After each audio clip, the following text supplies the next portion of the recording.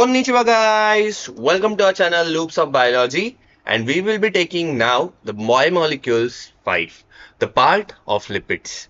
As we have completed the parts of carbohydrates, so हम लोगों को आगे जाके देखना है अब lipids actually क्या role play करेंगे. The lipids are basically one of the complex biomolecules in the biological system. और लिपिड से क्या बनने वाला है हमारा mainly the membrane part. So lipid से ऑलमोस्ट सारे मेम्ब्रेन के पार्ट क्या होने वाले बनने वाले. सो monomer for this particular lipid. जब कभी भी हम लोग कोई कॉम्प्लेक्स मॉलिक्यूल सीख रहे हैं तो ऐसे टाइम पे हम लोग किस बारे में बात करते हैं सबसे पहले, that is monomer. So if I am considering monomer, तो लिपिड्स के अंदर there are two monomer. First one is fatty acid and other one is glycerol. So यहां पे जो फैटी एसिड रहने वाला है, this is long chain of carbon.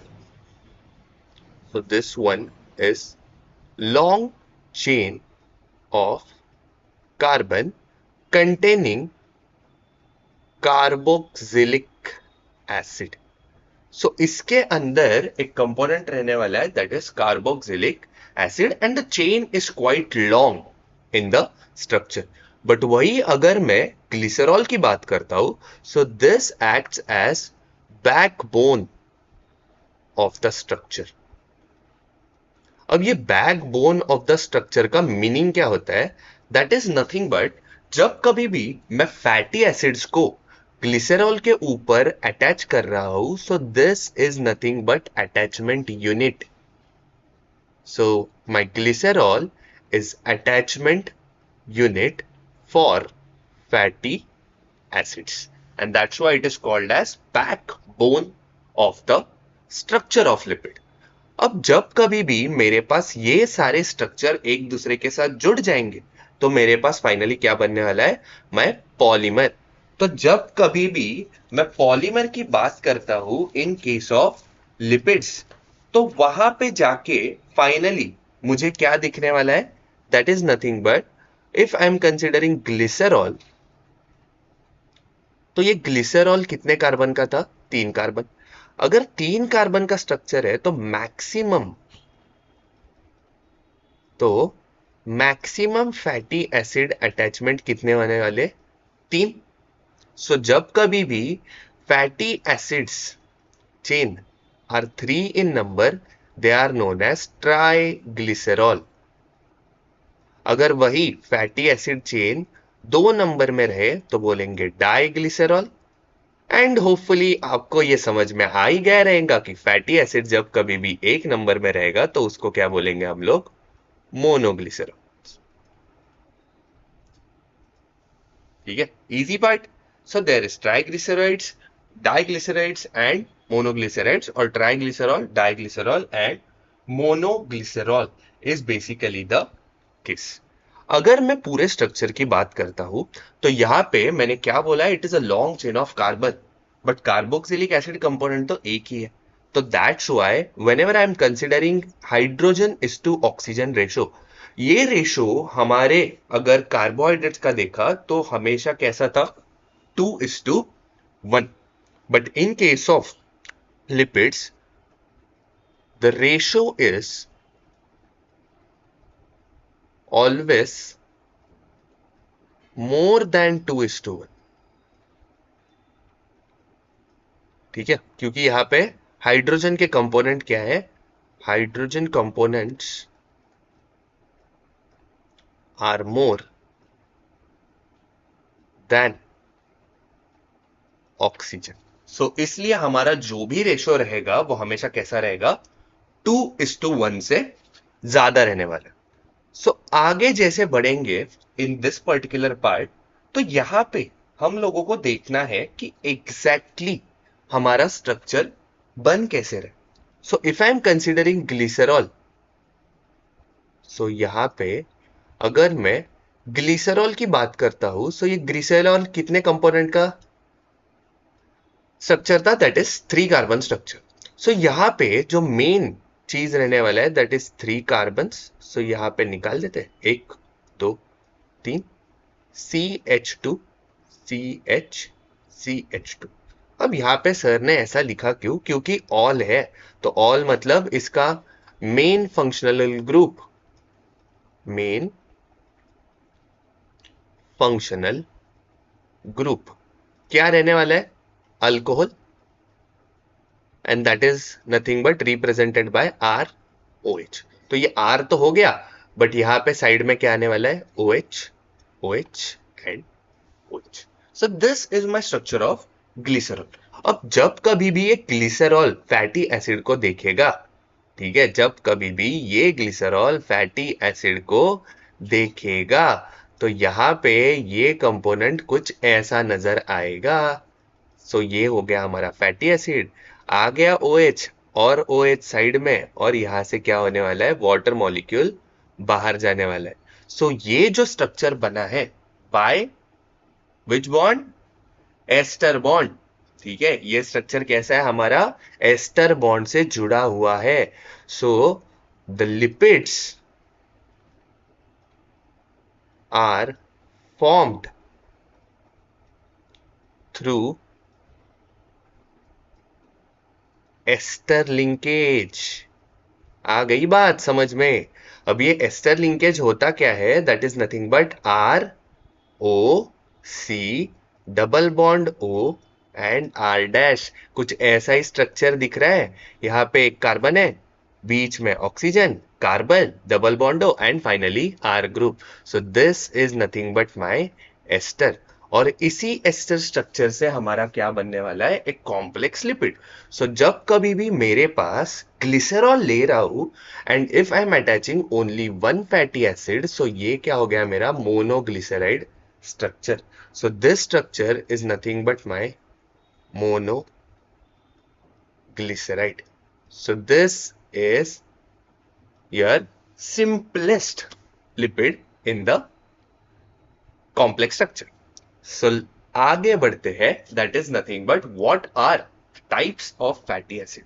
अगर मैं फैटी एसिड्स की बात करता हूं और उसके टाइप्स की बात करता, तो यहां पे सिंपली पहले क्या आने वाले हैं? Saturated and unsaturated fatty acid. जब कभी भी मैं टाइप्स की बात कर रहा हूं, means I am talking about the carbon chain. अब कार्बन चेन के अंदर हम लोगों ने अगर जनरल ऑर्गेनिक केमिस्ट्री पढ़ी है, तो जनरल ऑर्गेनिक केमिस्ट्री के अंदर हम लोगों ने क्या क्या देखा था? दैट इज नथिंग बट, मेरे पास जब कभी भी सैचुरेटेड वर्ड आता है, whenever I am coming across with the word saturated, तो ऐसे टाइम पे क्या दिखने वाला है? That is the type of carbon to carbon bond is always a single bond. So it contains always single bond between carbon carbon atom. ठीक है, so यहाँ पे क्या रहने वाला है? बस और बस सिंगल बॉन्ड ही दिखने वाला है। बट वही अगर मैं अनसैचुरेटेड की बात करता हूं, तो यहां पे क्या दिखने वाला है? There should be your double bond is going to be sink. Triple bond generally कभी फैटी एसिड में देखा नहीं जाता, बट डबल बॉन्ड तो मोस्ट ऑफ द टाइम क्या होने वाला है? देखा जाने वाला। सो अगर मैं फिजिकल नेचर की बात करता हूं, that means physical properties of this fatty acid, तो जब कभी भी मैं रूम टेम्परेचर पे सैचुरेटेड फैटी एसिड को रखता हूं, सो दोज आर सॉलिड। कैसे दिख रहे? Solid in form. वही अगर मैं अनसैचुरेटेड की बात करता हूं, तो that is liquid in form.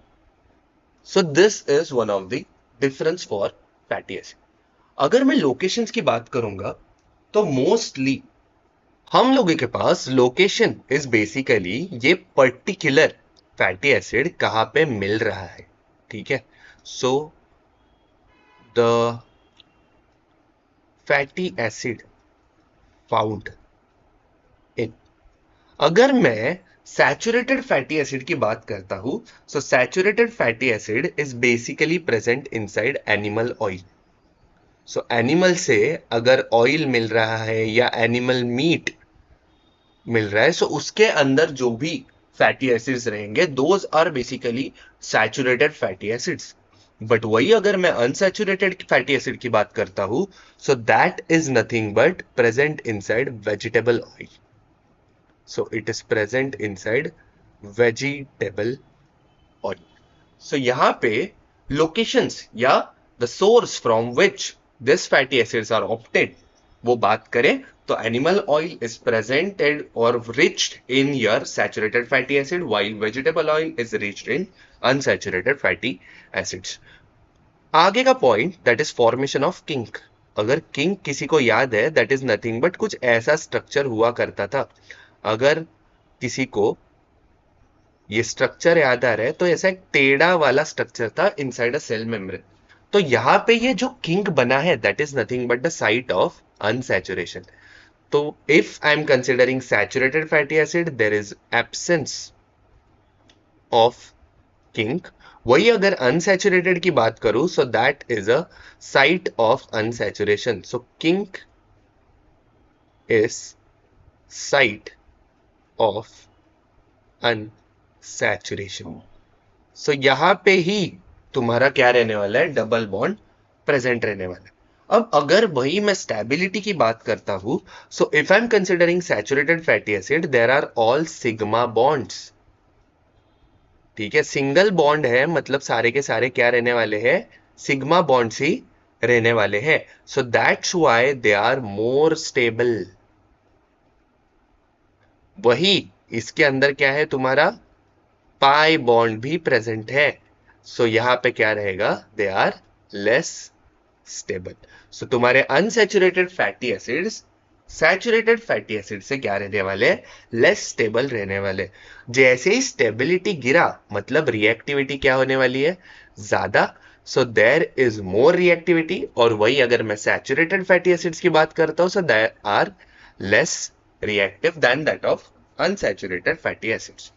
So if I am considering about kink, ठीक है, अगर मैं किंक को लेके बात करता हूं सो किंक का फायदा क्या था, जितने ज्यादा अनसैचुरेटेड फैटी एसिड रहेंगे that is if I am considering unsaturated fatty acid as UFA, तो as there is increased in unsaturated fatty acid flexibility of membrane भी क्या हो जाएगा, फ्लेक्सिबिलिटी और फ्लूइडिटी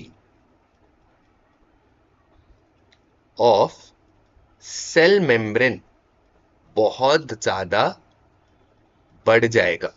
ठीक है, सो हम लोगों को कभी भी सेल मेम्ब्रेन को बहुत ज्यादा फ्लूइडिक या बहुत ज्यादा रिजिड करना नहीं है. So to prevent from that particular scenario एक स्पेसिफिक नंबर ऑफ अनसैचुरेशन ही फैटी एसिड्स के अंदर दिए रहते हैं and according to the fluidity of membrane वो सारे पर्टिकुलर फैटी एसिड किस पे चिपकाए जाएंगे, on glycerol. So the specific saturations and unsaturation are provided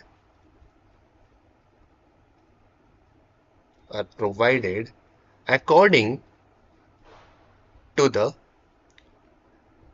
membrane stability.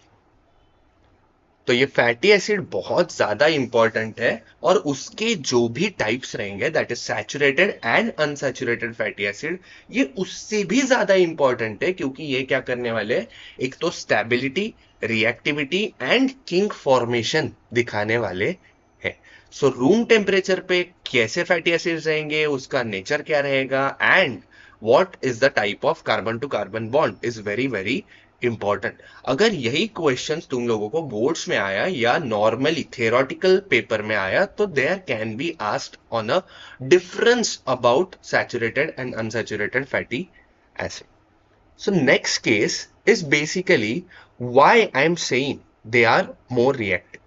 सो जैसे ही हम लोग पाई बॉन्ड कंसिडर करते हैं so pi bond is basically present because of overlapping of orbit. तो ये बनता कैसे है, this is formed by overlapping of orbitals. सो जैसे ही ओवरलैपिंग होगा, बट ये ओवरलैपिंग कैसे हो रहा है? लैटरल ओवरलैपिंग हो रहा है। लैटरल मतलब साइडवेज ओवरलैप हो रही है। अब जैसे ही साइडवेज ओवरलैप होंगे, मतलब इनके बीच में जो भी रिश्ता बना है, इनके बीच में जो भी रिश्ता बना है वो कम एनर्जी से चुटकी में टूट सकता है। So there is basically a certain amount of energy can break this bond, can break this bond. अगर ये बॉन्ड ब्रेक हो सकता है इजीली, मतलब इसकी स्टेबिलिटी क्या हो गई? गिर गई। सो इसी ने क्या बताया कि the stability of this structure, the stability of this structure क्या हो गया? डिक्रीज हो गया। वही रिएक्टिविटी क्या हो गया? इंक्रीज हो गया। So reactivity increase as your stability is inversely proportional to reactivity. So जब कभी भी मैं सिग्मा बॉन्ड कंसिडर करता हूं, तो सिग्मा बॉन्ड को तोड़ने के लिए बहुत ज्यादा एनर्जी चाहिए, and that sigma bond was present inside the saturated fatty acid case. Easy है? समझ में आ रहा है? सो आगे जाके हम लोग अगर एग्जांपल्स देखें for saturated and unsaturated fatty acid, तो यहां पे I have taken only 2 example just to show कि कितने नंबर ऑफ फैटी एसिड्स, या जस्ट टू शो तुम्हारे पास एक फैटी एसिड के अंदर कितने कार्बन होते हैं।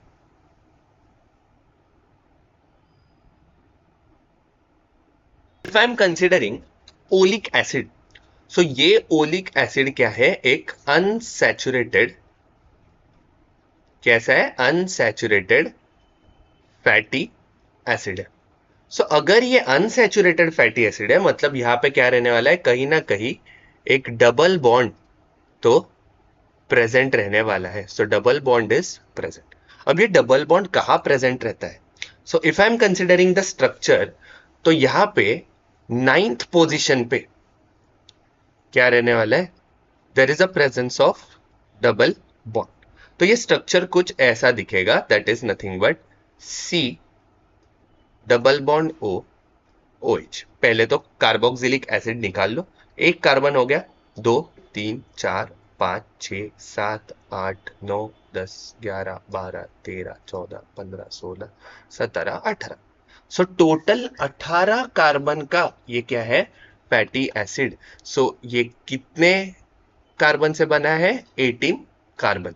सो if I M start numbering 1 2 3 4 5 6 7 8 and 9, मिल गया हम लोगों को डबल बॉन्ड का पोजीशन।